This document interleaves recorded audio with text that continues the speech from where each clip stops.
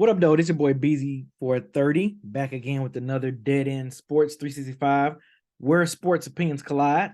Real quick, I just want to touch on since we're about a quarter into the NBA season. We're about 30.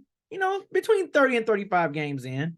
Most teams has played so far this season. And just a quick little, I guess, shockers, surprisers, any teams that's like, surprised where they're at, whether it's up or down.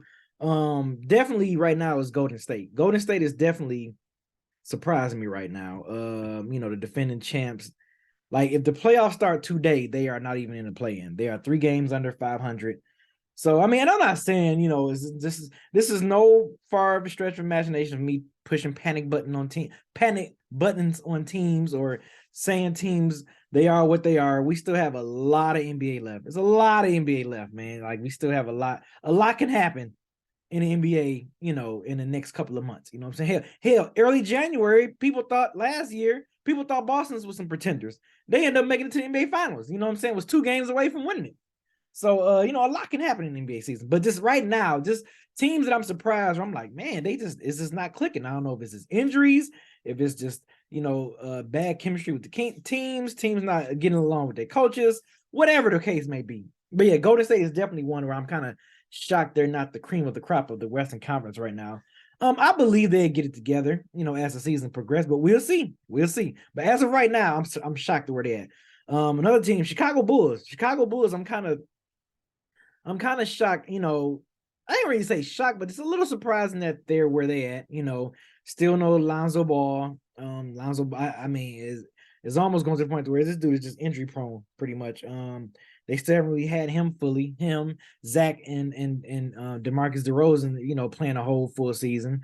But yeah, I thought they were going to still be at least like a top 5, top 6 team in the East, and they're struggling. I didn't expect Atlanta to be struggling like this. They got some eternal issues going on right now that they trying to keep under wraps, but I think eventually what's in the dark is going to come to the light with them. So kind of surprised of them being as low as they are. Let's see another squad. I'm looking at that. I'm kind of surprised. Sacramento and Utah. Even though Utah was like the first 10 games of the season, Utah was like number 1 in the West. But I mean, yeah, their games are starting to pan out. We starting to see what Utah about. But still, we thought Utah was going to be like a top 3 lottery team before this season started, as far as all the players and draft picks they're getting and players that they dumping and stuff, salaries they dumping. We thinking this was just going to be a tank year for Utah. And those group of guys are playing pretty good, playing a lot better than what I thought. So they up there. Who else? Lakers is really not surprising, really. I mean, I didn't think they were gonna be a playoff team from the get-go. So, they out there on the outside looking in as far as playing tournaments. I mean, playing and making the playoffs as well. So them. I thought Charlotte is like down there with my Pistons, which I knew my Pistons was gonna be, a lottery team again this year. We was gonna suck again this year. I didn't expect Cade to be out for man of the year though, so that hurts. But I thought Charlotte, maybe they get it together, but I would think they would be like in that little pack, that 6, 7, 8 playing ish type of pack. So, that's a surprising for them.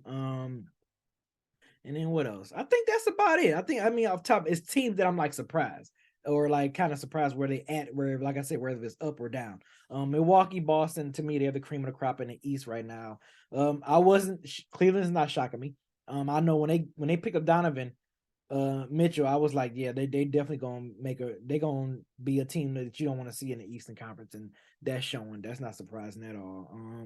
Yeah, Memphis, Denver, and see New Orleans, and even Brandon Ingram's been out for a few games, but they looking like the cream of the crop of the West. You know what I'm saying? Suns are kind of on their way down.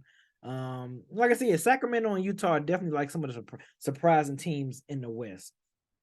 Dallas, they're barely fighting for their lives in the play-in. They up here right at 500, barely. Luka can't do it all by himself. It's amazing to see if the NBA is going to push for him to get an MVP, because last time I checked, I thought, they always made it seem like winning is a part of being an MVP, but you out here giving MVPs to team guys that's on a 6 seed team or a 7 seed team. So it's gonna be interesting how they pushing the Luka MVP race, which I fuck with Luka. I like Luka. Luka's a damn good player. He's top 5 right now in the league, man. Luka is dope as hell. But it's just amazing how NBA is kind of pushing. I feel like they're kind of pushing him for that MVP race. But yeah, I think that's about it. That's all. I just want to kind of just touch on. We into this like a little bit past the quarter mark of the NBA season, and it's gonna be interesting once we get to that All-Star weekend, and then once we get to that push for the playoffs. And by that time, when we get to All-Star weekend or starting after All-Star weekend, the teams who they are really at that point. So it's gonna be interesting, man. I can't wait. I cannot wait. But as always, man, be sure. I hope you guys have a safe Christmas, New Year's. Be safe out there. Have fun. Enjoy your loved ones. All that wonderful stuff, man. And I will see y'all in 2023. Peace out.